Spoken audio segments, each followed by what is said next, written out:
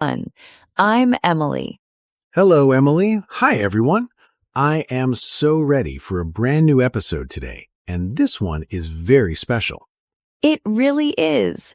Today, we are doing something a little different, and honestly, it is one of my favorite things to do. Are we going to play a game today? Because I know how much you love a good English game. Exactly.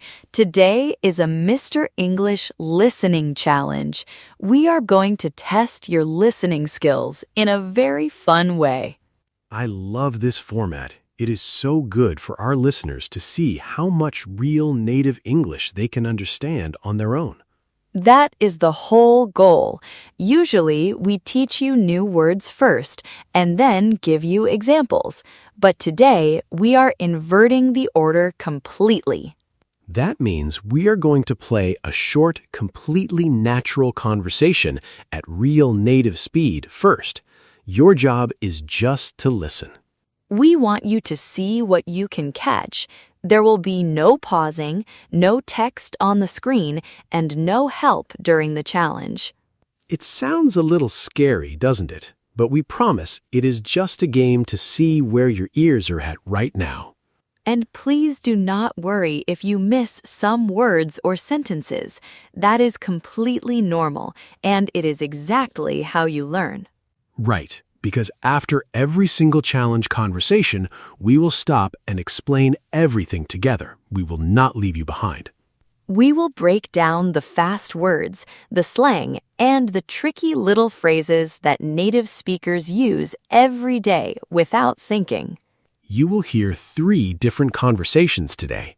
They are all about social life and work, which are situations you deal with all the time.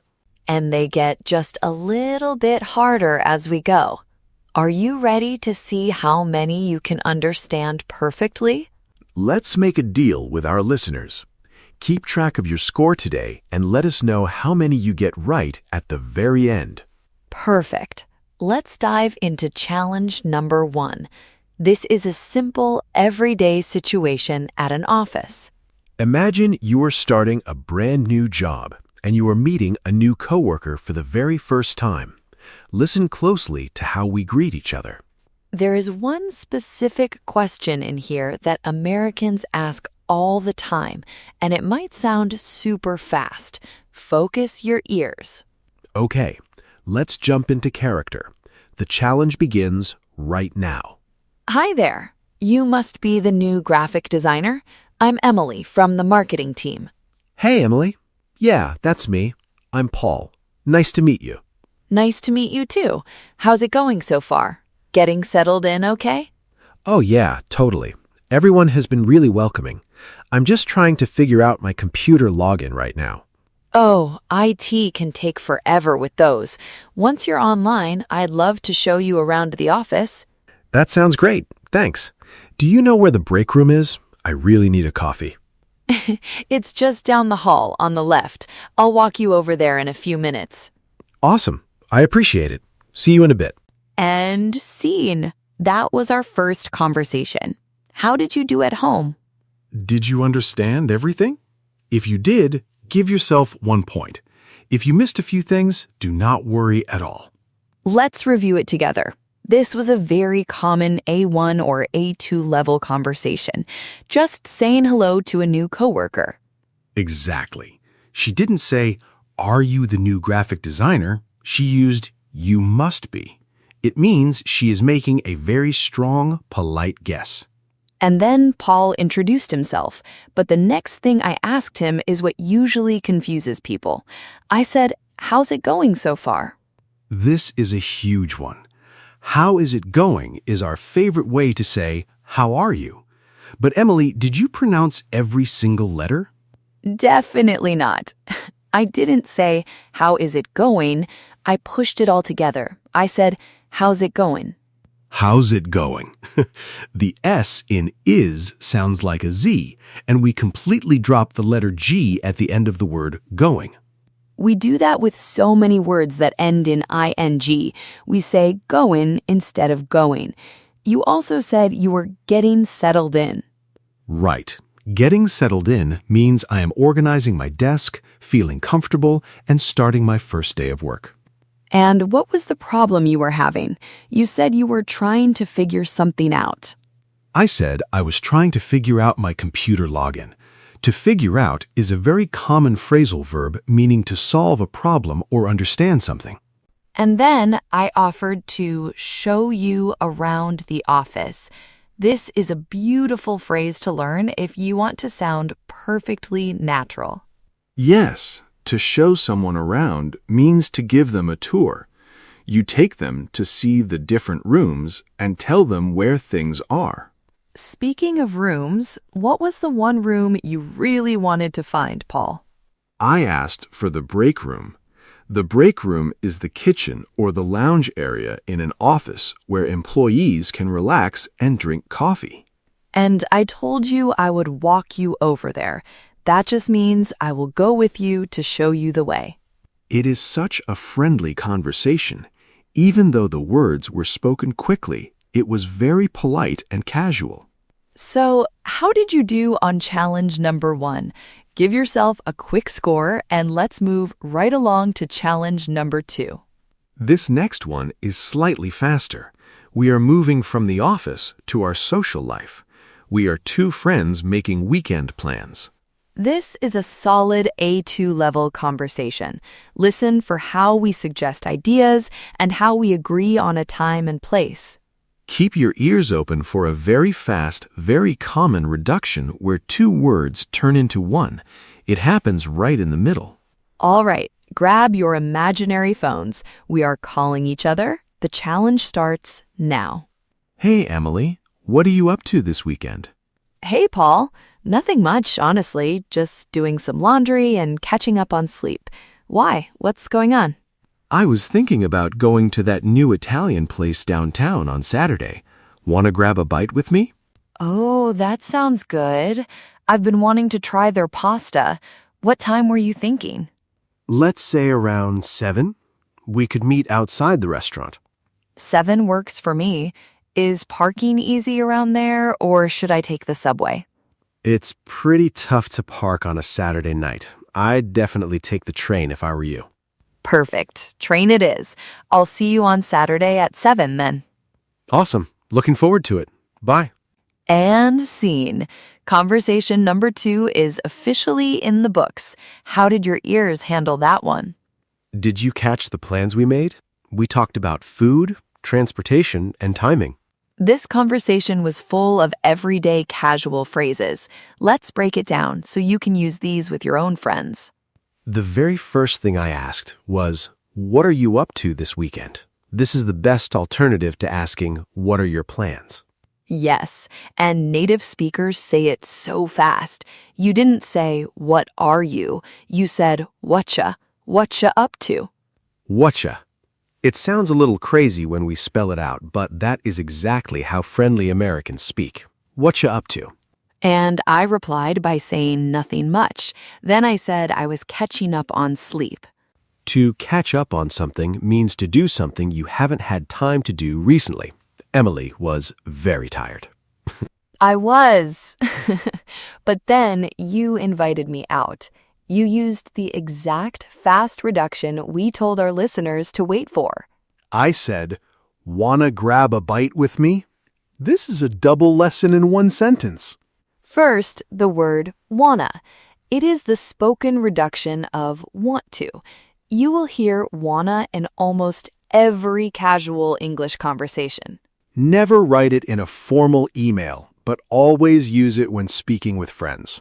Wanna go? Wanna eat? And the second part of your sentence was grab a bite. What does it mean to grab a bite, Paul? To grab a bite is a very relaxed way to say, go eat some food or have a meal.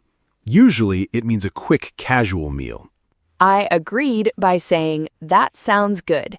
This is much more natural than saying, I agree with your idea. And when it was time to decide the schedule, I didn't ask, at what hour shall we meet? That sounds like a robot. It really does. Instead, you said, let's say around 7? Using let's say is how we gently suggest a time. Then we had a quick chat about logistics. You asked if you should drive or take the subway. You told me parking was pretty tough. Tough just means difficult or hard to do, so I decided to take the train. Exactly. You said, train it is, which means my decision is final, I will take the train. It's a great little expression. This whole dialogue is a perfect template for your own life. You can use these exact lines to invite a friend out this weekend. If you understood most of that, give yourself another point. You were doing an amazing job. By the way, if you are enjoying this listening challenge, please take a quick second to hit the like button on this video. And make sure you subscribe to Mr. English channel so you never miss our fun challenges. Share this video with a friend who is learning English too. We also want to know how you are doing so far. Pause the video for a second and leave a comment. Did you understand the first 2 challenges? We read all of your comments and we love seeing your progress. Now, are you ready for the final boss? Challenge number 3 is our hardest one today. It sits right on the edge of A2 and B1 level English. This is another work-related situation, but it is not a casual chat in the break room. This is a phone call to solve an urgent problem. One coworker is calling another to reschedule a meeting because of an unexpected issue. The speed here is very natural and slightly faster. Listen very carefully for 2 different idioms about being busy or delayed. They are super common in American business culture. Take a deep breath, focus your ears, and let's get into our final character roles for today. The challenge starts now. Hey, Emily. I'm really sorry to call you at the last minute, but I'm completely stuck in traffic on the highway. Oh no, that's terrible. Are you moving at all, or is it a total parking lot out there? It's completely stopped. There was an accident up ahead. Is there any way we can push our 10 o'clock meeting back a little bit? Let me look at my calendar really quick. Honestly, my morning is pretty tied up until noon. Could we maybe do 1 o'clock instead? 1 o'clock would actually be perfect. I should definitely make it by then. Great. Let's just plan for 1. Don't stress about the traffic. Just get here safely, okay? Thanks so much for understanding, Emily. I owe you a coffee when I get there. See you at 1. And scene. That was the end of challenge number 3. Take a big breath. You survived. That one was definitely faster and a little more stressful for the characters. How did you handle it at home? If you felt a little lost on that one, do not panic. Phone conversations are always harder to understand because you cannot see the person's face. Let's pull the curtain back and explain exactly what we said.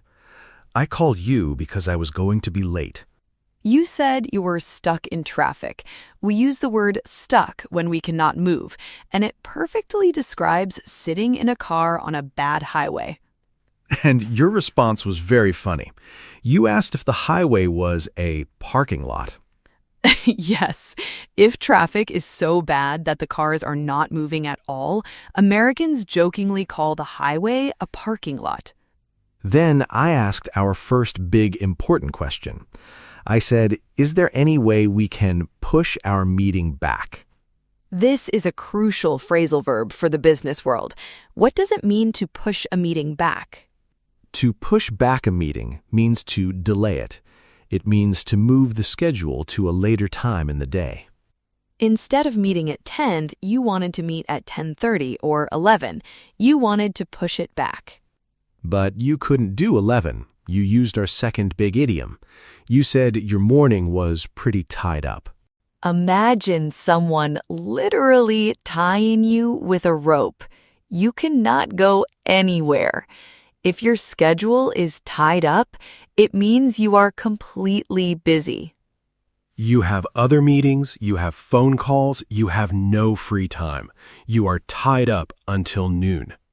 So I suggested 1 o'clock instead, and listen to how smoothly Paul accepted that new time. I said I should definitely make it by then. The phrase make it is so useful.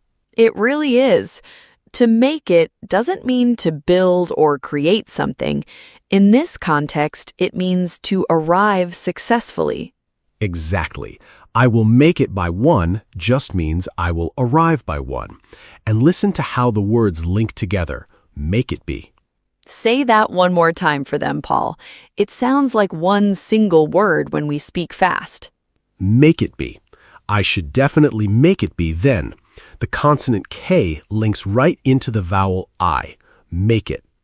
This is why listening challenges are so important. Your eyes know the word make and the word it, but your ears have to learn make it. And to finish the call nicely, I told you I owe you a coffee. Which is the universal office apology. If you cause an inconvenience for a coworker, you always owe them a coffee. It is the law of the American workplace. You were very gracious and told me not to stress. And that brings us to the end of our 3 challenges. How are you feeling about your listening skills right now? Before we get to the final scores, we want to give a quick shout out to a fantastic way you can practice these exact conversations at home. If you want to train your ears and practice speaking every single day, you need to check out Mr. English AI. It is a brilliant, smart assistant designed specifically for you to practice listening and speaking anytime, anywhere. You can chat with it, role play these exact office and weekend scenarios, and improve your spoken English so much faster. It is like having a friendly conversation partner in your pocket 24/7.